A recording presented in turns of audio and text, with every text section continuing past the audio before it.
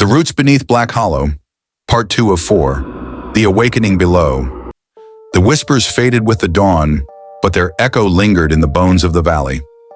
The morning light felt wrong, thin and colorless as though filtered through water. Birds still did not sing. When Edward stepped outside, he saw that the trees had changed. Their trunks were slick with dew, yet the strange markings from the photographs had deepened overnight, twisting upward like veins pulsing toward the canopy. Jonas Thorne was already awake, staring toward the forest's edge with eyes that had not slept. He held a mug of coffee that had long gone cold. "They moved again," he said quietly. Edward frowned. "The trees?" Thorne nodded. "Shifted about a foot east. Happens after the lights come. You can measure it. The roots drag the soil like the whole forest is creeping closer to the hollow's heart." Lydia joined them, her sketchbook tucked beneath her arm. Her face was pale, but her eyes carried that same restless curiosity Edward had seen before in her art. "We need to go back to the monolith," she said. Thorne hesitated. "You don't go twice to the same spot in Black Hollow. Things remember you." "Then it'll remember us anyway," Edward replied. They packed their gear and set out again. The forest felt alive around them, breathing, listening. Mist drifted low among the roots, curling in shapes that seemed almost purposeful. Once or twice, Lydia thought she saw movement at the edge of her vision, something large gliding between the trees. But when she turned her head, there was only fog. Hours passed, the path fading behind them until they could no longer tell which way led home. Then they heard it, the faint, rhythmic pulse beneath their feet, deeper than any heartbeat, slower than the turning of time itself. The ground trembled. Ahead, the mossy mound where the black stone lay had cracked open wider. What had been a single slab was now a vast ring of exposed rock, the carvings glowing faintly with the same green luminescence they'd seen in the night.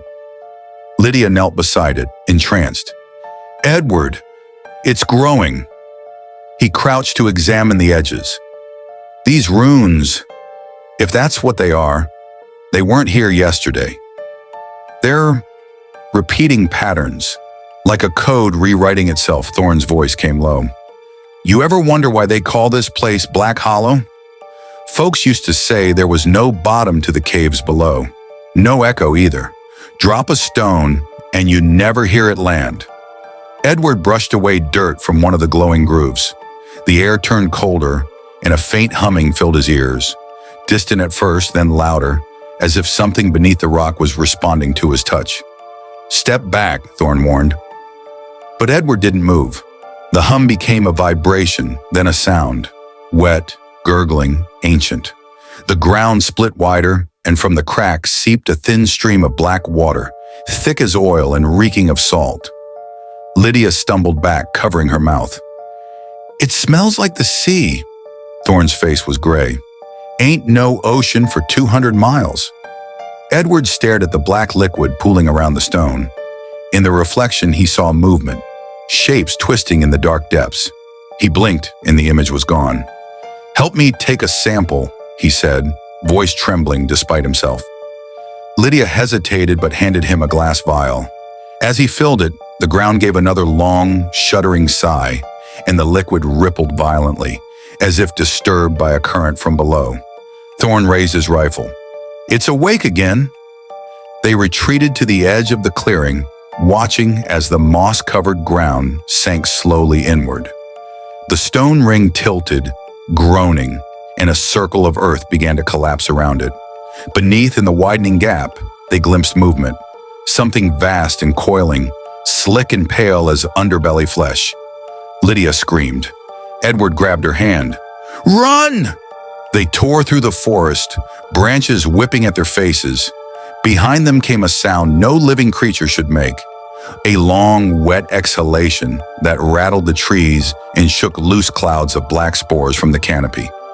When they reached the cabin, the sun was sinking, blood red through the mist. Thorne bolted the door, his hands shaking. "What in God's name was that?" Lydia whispered. Thorne sank into a chair, breathing hard. "Not God's." Never was Edward stared at the vial in his hand. The black water inside writhed as if alive, tiny bubbles forming strange spirals along the glass. "I've seen references to something like this," he murmured, "an account from a 17th century expedition along the Atlantic coast. They spoke of black springs that rose from the earth after storms, where no rain had fallen. The locals said the sea had veins, that when it bled, the ground drank." Lydia shivered. "You think it's connected?" "I think the hollow is a wound," Edward said quietly, "and something beneath it is healing, or awakening." That night, Lydia could not sleep. The forest outside whispered constantly now, a chorus of faint, wet murmurs. She lit a candle and opened her sketchbook. Without thinking, her hand began to draw again. Spirals, roots, and something like an eye-opening beneath the earth. Hours passed before she realized the candle flame no longer flickered. The air was utterly still. Then came the sound, soft footsteps across the porch outside. She froze. The steps stopped by the window. Slowly, she turned her head.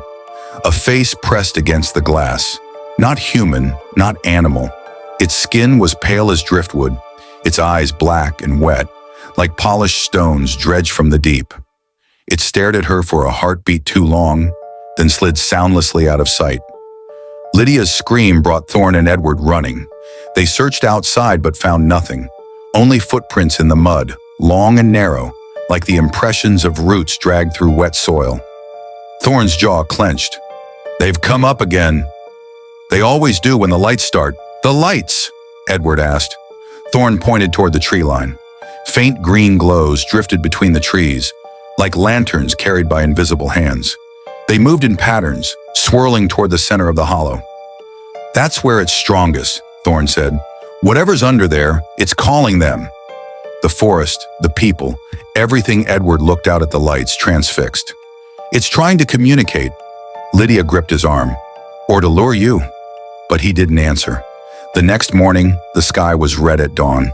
Mist clung to the fields like breath on glass. Edward could no longer stay away. He needed to understand. Against Thorn's protests, he set out again. Alone this time. The forest greeted him like a cathedral, tall, silent, endless. The hum in the ground was stronger now, matching the rhythm of his pulse. When he reached the clearing, the monolith was gone. In its place was a dark pit, wide and circular, its edges rimmed with wet roots that writhed as though tasting the air. He peered over the edge. A faint glow rose from the depths, green and slow, pulsing in time with the earth. The smell of salt and rot was overwhelming. "God," he whispered. From the pit came an answering whisper, low and ancient, in a language no human throat could form. The sound pressed against his mind, shaping thoughts that weren't his. Return, feed, become. He stumbled back, clutching his head. Images filled his mind, visions of a sea older than the continents, a vast creature sleeping beneath the crust of the world, its body stretching from ocean floor to mountain root. When the stars were right, it stirred, sending tendrils of its essence upward through stone and soil. He fell to his knees, gasping. The earth beneath him quivered like flesh. From the pit, something rose, a tendril of slick, translucent material, pulsing faintly with light. It brushed his arm. The touch burned like ice. Edward screamed and fled, crashing through the woods until the cabin came into view. Lydia ran to him, horrified at the black mark coiling up his arm like a vein. "What happened?" she cried. He could barely speak. "It touched me. It's alive. The whole forest. It's one body. The trees, the roots, even the soil. They're veins of something vast." Thorn backed away. "Then it's spreading already. We're standing on it." Lydia turned to the window. The forest outside was swaying, though there was no wind. The trees groaned as their roots shifted beneath the earth, moving toward the cabin like fingers closing into a fist. Edward's mark pulsed brighter, glowing through his sleeve. His eyes went distant. "It's calling me," he whispered. "Calling us." Lydia grabbed his face, tears streaming. "You have to fight it." He looked at her, but the words came from somewhere else. Soft, resonant, echoing in her bones. "The hollow hungers. The sea remembers." The ground shook violently. The walls cracked.